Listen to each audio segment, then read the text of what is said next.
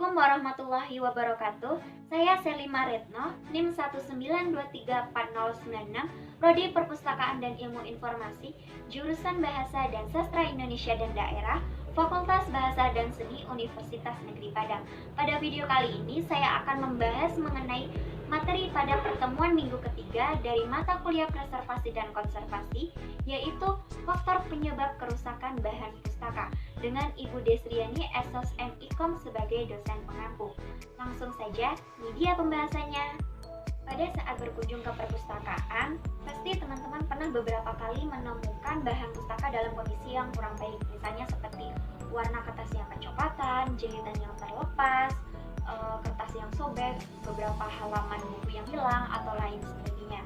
Nah, pasti dari hal tersebut akan timbul pertanyaan, mengapa hal tersebut bisa terjadi? Apa sih faktor penyebab dari semua itu?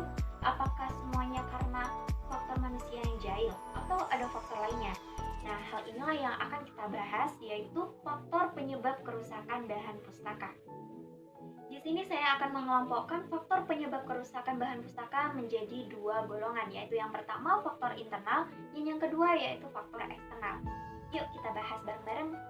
Materi yang pertama yaitu faktor internal penyebab kerusakan bahan pustaka. Terdapat 4 hal dalam karakteristik bahan pustaka yang dapat menyebabkan kerusakan. Yang pertama yaitu senyawa asam. Senyawa asam yang terkandung di dalam kertas dapat mempercepat reaksi hidrolisis. Semakin cepat reaksi hidrolisis, maka semakin cepat pula kertas untuk mengalami kelapukan. Yang kedua yaitu lem. Meskipun pihak perpustakaan menggunakan lem dengan merek yang paling bagus, namun seiring berjalannya waktu, pasti lem tersebut mengalami kerusakan dan daya rekatnya akan hilang. Yang ketiga yaitu lignin. Apa itu lignin? Lignin adalah sebuah zat yang banyak terkandung di dalam serat selulosa pada kayu. Kertas yang mengandung zat lignin di dalamnya maka akan berakibat pada berubahnya warna kertas dari yang awalnya putih menjadi warna kecoklatan. Lantas seiring berjalannya waktu, kertas tersebut akan menjadi lapuk. Yang keempat yaitu tinta. Tinta merupakan salah satu bahan utama yang digunakan dalam penulisan bahan pustaka. Kualitas tinta yang digunakan juga ikut berpengaruh loh dalam penyebab kerusakan bahan pustaka. Tinta dengan kualitas yang baik adalah tinta yang tidak akan hilang apabila digosok dan tidak larut dalam air. Nah, sekarang kita masuk ke materi yang kedua, yaitu faktor eksternal penyebab kerusakan bahan pustaka yang terdiri dari 4 hal, yaitu faktor lingkungan, faktor manusia, faktor bencana, dan yang keempat yaitu faktor biota. Yuk kita bahas. Yang pertama yaitu lingkungan. Faktor lingkungan yang dapat menyebabkan kerusakan pada bahan pustaka antara lain, yang pertama yaitu cahaya. Cahaya adalah sebuah energi elektromagnetik yang berasal dari radiasi cahaya matahari maupun lampu listrik. Kerusakan bahan pustaka akibat cahaya ini tergantung pada lama waktu pencahayaannya dan panjang gelombangnya. Semakin kecil panjang gelombangnya dan semakin lama waktu pencahayaannya, maka kertas pada bahan pustaka semakin cepat rusak. Begitupun sebaliknya. Cahaya ini memiliki pengaruh mengelantang, yang artinya cahaya ini dapat menyebabkan kertas pada bahan pustaka menjadi pucat dan tintanya memudar. Yang kedua yaitu pencemaran udara. Beberapa contoh pencemaran udara yang dapat menyebabkan kerusakan pada bahan pustaka antara lain gas sulfur dioksida, gas hidrogen sulfida, gas nitrogen oksida, dan lain sebagainya. Yang ketiga yaitu temperatur atau suhu dan kelembapan udara. Dalam udara, temperatur itu berbanding terbalik dengan kelembapan udara loh. Semakin tinggi temperatur, maka semakin rendah kelembapan udara. Begitupun sebaliknya.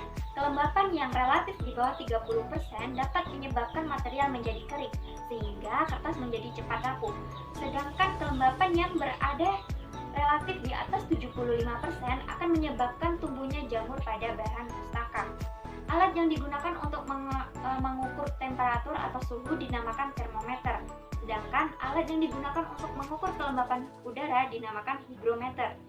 Adapun jenis alat yang dapat digunakan untuk mengukur kelembapan udara dan temperatur udara sekaligus dinamakan termohigrograf.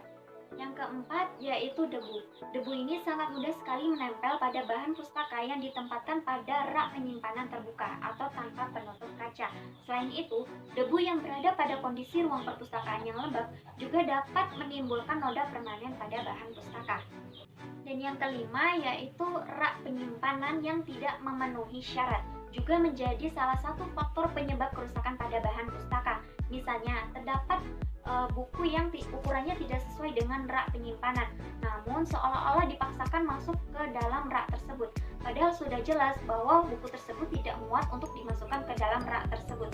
Begitupun pada saat rak penyimpanan memiliki banyak ruang kosong yang dapat menyebabkan banyak buku menjadi tumbang dan akhirnya saling tumpang tindih dan tidak terlihat rapi. Faktor eksternal yang kedua yaitu manusia. Manusia yang tidak memperlakukan bahan pustaka dengan baik juga menjadi penyebab kerusakan bahan pustaka. Manusia dalam hal ini seperti pustakawan, pemustaka, ataupun pihak ketiga seperti petugas fotokopi atau penjilidan bahan pustaka.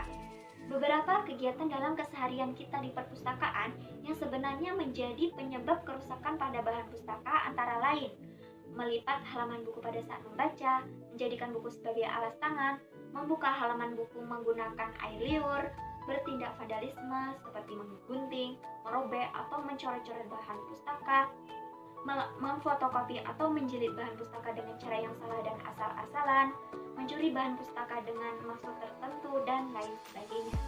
Faktor eksternal yang ketiga yaitu bencana. Bencana ini dapat dibagi menjadi dua macam nih.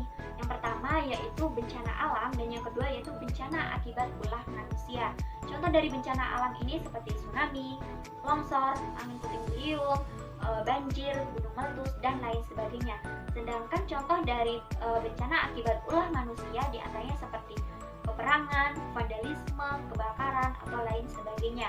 Teman-teman dapat membayangkan apabila terjadi bencana seperti banjir atau kebakaran yang dalam waktu singkat dapat meluluh lantakkan isi perpustakaan dan menghancurkan bahan pustaka yang ada di dalamnya, sehingga nantinya kita akan menemukan bahan pustaka tersebut dalam keadaan sobek, hilang, terbakar, rusak, kotor, dan lain sebagainya.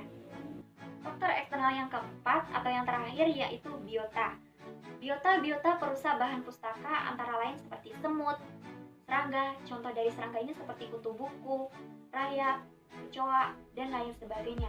Selain itu juga ada jasad klinik atau mikroorganisme seperti jamur, binatang pengerat seperti tikus, atau bakteri dan lumut yang juga menjadi penyebab kerusakan pada bahan pustaka.